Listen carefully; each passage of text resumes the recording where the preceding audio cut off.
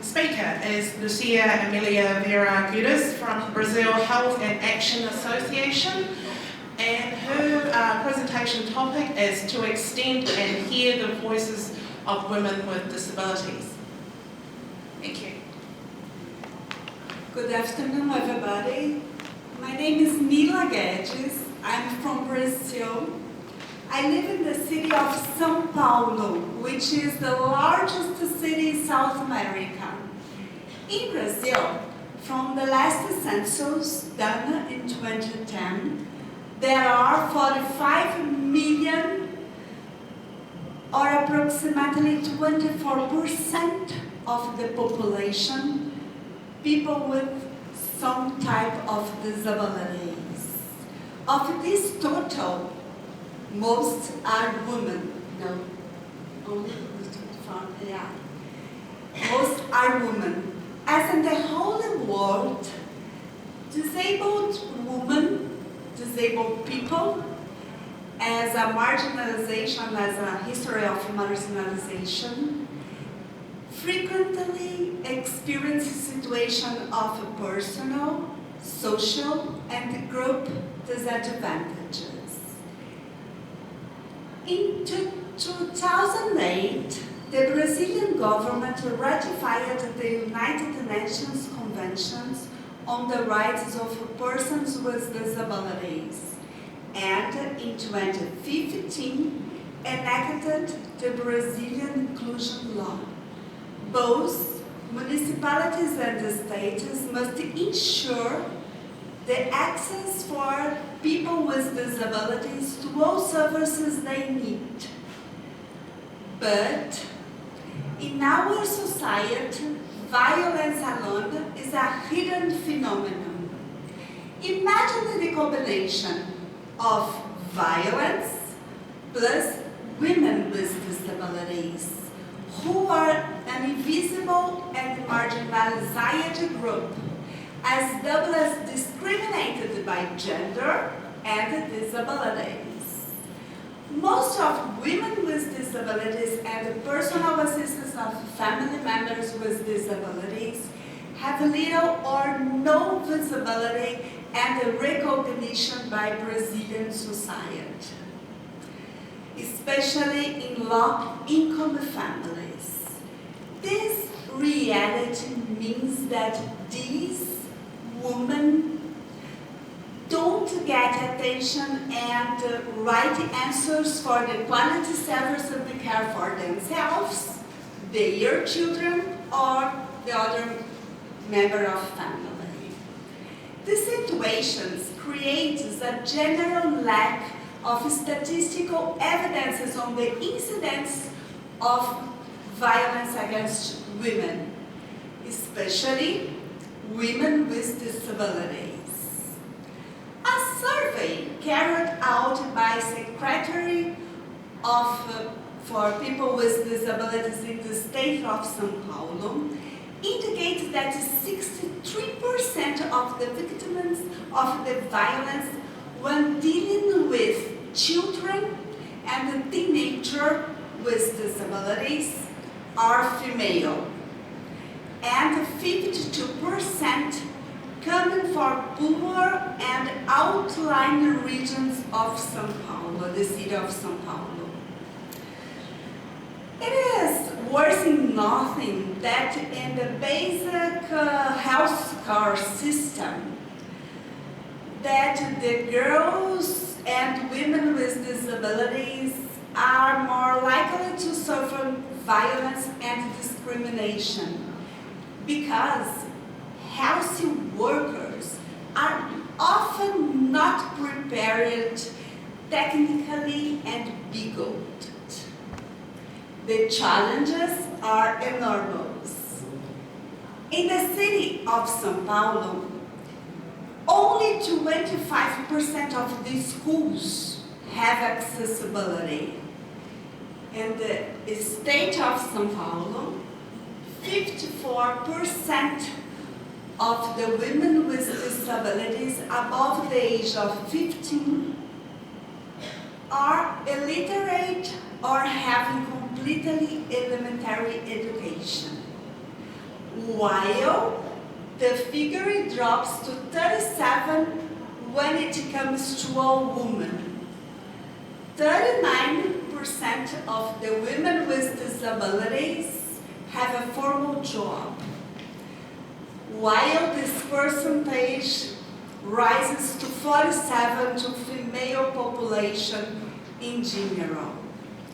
It is worth mentioning that in 2006, Maria da Penha law came into force, which is of the most advanced in the world in relation to dealing domestic violence and family violence against women with disabilities. Maria da Penha is a woman who was disabled because due to her husband's violence and inspired the law. The law, among there are many other provisions in the law, but by penalties increase and 1/3 if the crime is committed against person with disabilities. Despite the law, there are still few cases as a conviction as an aggressor, who are often as a member of a family or home-based dominated.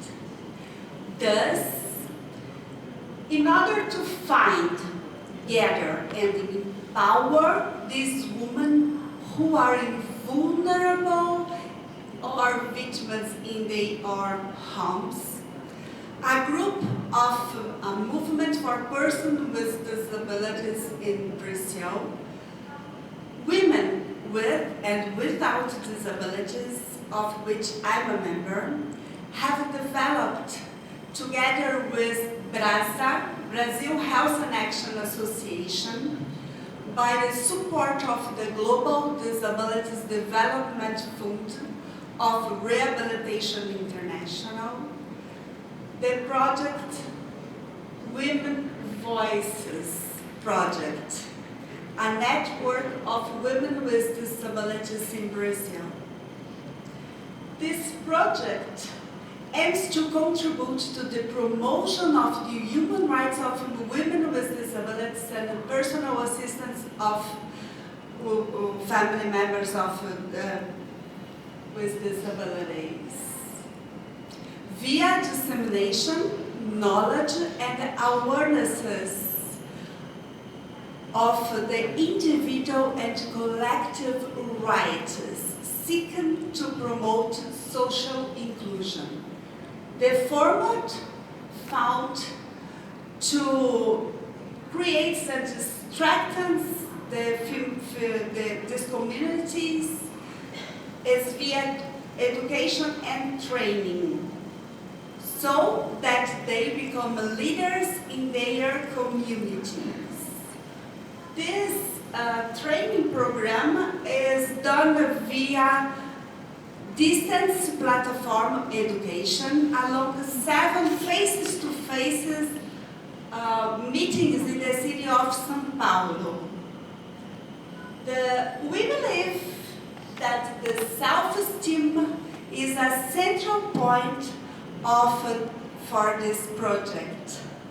For it is from this that strengthens individual who can later enact social on others and oneself, no? And the video launch video with the project. Give him a break.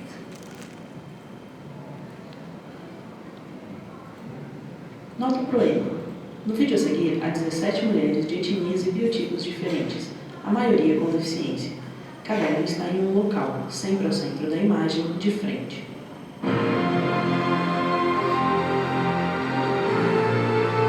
No Brasil, existem mais de 25 milhões de mulheres com deficiência.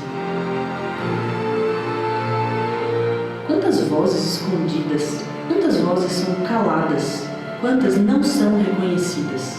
É hora de falar. Duda. Eu sou Catarina. Tenho paralisia esquerda. Tenho paralisia cerebral. Eu sou Edgar. Eu sou surdo-cega. Eu sou mãe de uma criança com deficiência múltipla, síndrome de Down e surdo. E essa é a minha voz. E essa é minha avó. E essa é a minha voz. Essa é minha voz. E essa é minha voz. E essa é minha voz. E a minha voz é essa.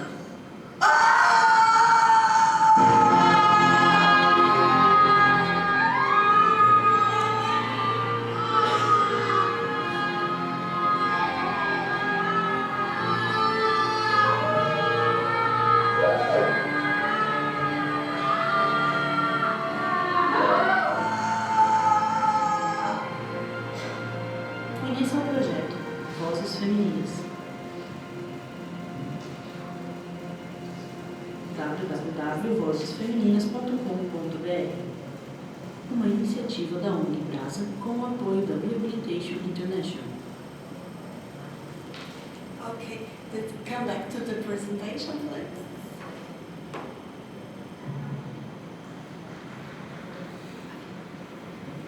This is our team that developed this project. Okay.